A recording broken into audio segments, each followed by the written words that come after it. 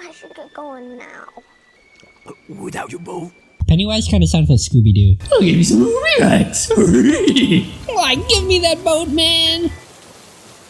That's messed up!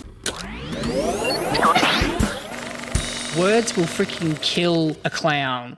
The 2017 theatrical reboot of Stephen King's It proved to be a massive mainstream hit, boasting a cast of likable child actors, great writing, and Bill Skarsgård's enjoyably sadistic take on Pennywise the Clown. Its success even led to a small resurgence of clown-based horror movies, including this gem. Does anyone remember this? Oh my god. The original novel and subsequent TV miniseries cut back and forth between the child and adult versions of the main characters, while the reboot tries to split the two narratives into two full-length movies, bringing us to It Chapter 2. After Pennywise's apparent defeat at the hands of the losers at the end of the first movie, the kids made a pact to return to Derry if the clown should ever return. Dude, isn't that ironic? Isn't it Pennywise ironic? loses to the losers. 27 years later, after more cases of disappearing children come up, it's time for them to reunite and destroy Pennywise once and for all. The first movie's strength was in its relatable main characters, and the adult cast does a good job in carrying over the chemistry and personality from the child actors. So we got Bill Hader as Richie. And when I was 4 years old, I saw a birthday clown drown in a pool where he just floated. I think he suited the character and he played Richie really well. Bill Hader is an obvious standout. And he not only does a good job at carrying on the comic relief role, but he has a surprisingly powerful character arc.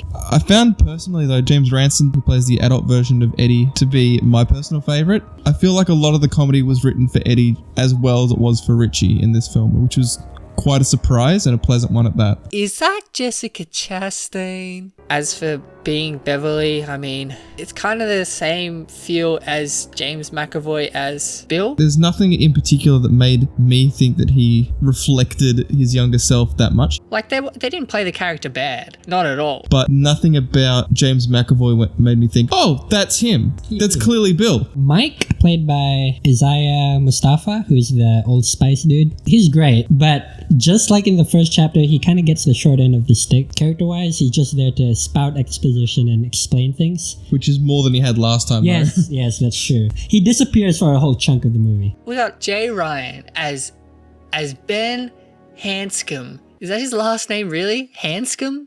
Ben Hanscom? More like Ben Hanson. The cast works so well together that it's such a shame that they spend so much screen time apart. They are really only together at the start and during the climax. The whole second act has the Losers Club split up for some extremely contrived reason. That they never explain. And they just aren't as interesting when they're not together. They brought back a character. There's no reason why he should have been brought back, and he kind of drags the movie down a bit. He's brought back for no reason and out of nowhere, and it just seems like he doesn't have enough of a purpose in this film. Other than to, in the end, provide some scares that don't really land, but some jokes that I think kind of work. The scares didn't feel as thematically appropriate as the ones in the first movie. Some of the horror set pieces are pretty much rehashes of what we saw before. We get Beverly getting drowned in blood in the bathroom again. We get Eddie having another confrontation with the leper. The newer scares are a bit of a mixed bag, with some being really inventive and visually interesting, and the rest feeling goofy and even a little bit lame. There's one scene that has Ben being slowly buried alive under some rubble, which feels so unoriginal compared to Pennywise's other scares. The movies have built up his insecurity about his weight, so why not do something with that? Why not have him drown in food or being engulfed by its own fat? Yeah, I feel like this movie had more scares in it, certainly less meaningful scares. The jump scares and the thematic scares in the first film were related to their deepest fears, whereas in this one, they just seem to be, oh, what's creepy and would scare an adult, Yes. but not necessarily these adults. Pennywise didn't really play much on their fears. He just kind of did random stuff. I think the horror was a little bit washed out from the humor. This film is pretty tonally confused. Like, sometimes it's a comedy, sometimes it's a horror, and it doesn't strike that balance as well as the first one. It's a 3-hour-long movie, and a lot of it is spent on stuff that just doesn't go anywhere and doesn't further the plot in any way. There's a subplot with Beverly knowing the deaths of her friends, and they completely forget about that whole plot. Other than to worry everyone for about 20 minutes. The CGI is a bit of a mixed bag as well. It tends to look good in the dark, but really awful in the light. There's a scene in the Chinese restaurant that looks like it's straight out of Goosebumps. Between the first and second one, the writers went, Oh my god, now we have to figure out how we're going to find a way to defeat Pennywise. It's pretty lame how they defeat him, I'm gonna be honest. The way they defeated Pennywise was disappointing. Sticks and stones may break my bones, but words will freaking kill a clown. The climax does go on for a little bit too long for me. At the end of the movie, you know it's there, and it just keeps going. And it just keeps going.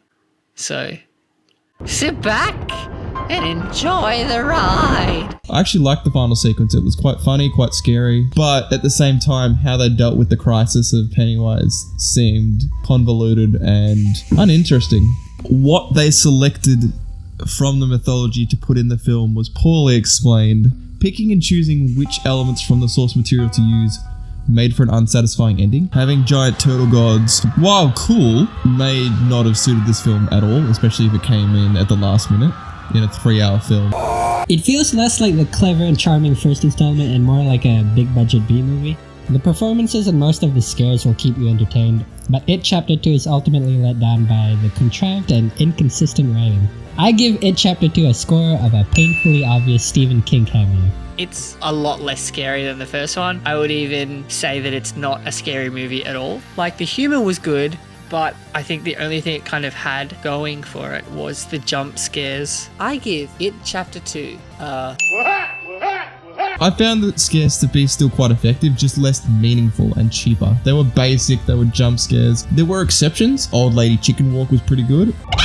And anytime Pennywise consumed a child, flipped me right out. What happened to Georgie has nothing compared to what he does to kids in this movie. Yeah, the way he devours children in this one is a whole new level of scary. It's not okay. I feel like the first film had some very clear and thematic choices that you were never surprised by what the movie was about. I don't feel the same was as clear with the second one. It had a very clear direction, but it was weaker. I'm going to give this film a Kiss me, fat boy. Kiss me, fat boy.